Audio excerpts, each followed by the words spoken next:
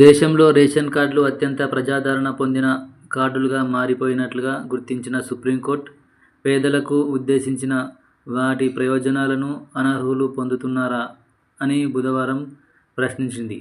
రాయితీల ప్రయోజనాలు అర్హులైన లబ్ధిదారులకు తప్పక అందాలని justice Suryakant, justice N Kotiswar Singh ధర్మాసనం పేర్కొంది.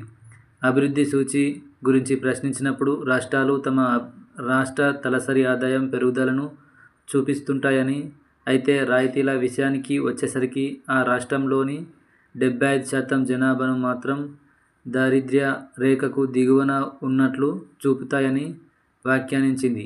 కోవిడ్-19 మహమ్మారి కాలంలో వలస కార్మికుల ఇబ్బందులపై సుమోటోగా చేపట్టిన కేసును ధర్మాసనం బుధవారం విచారించింది. ఎస్వీ ఛానల్ను లైక్ చేయండి, షేర్ చేయండి, సబ్స్క్రైబ్ చేయండి.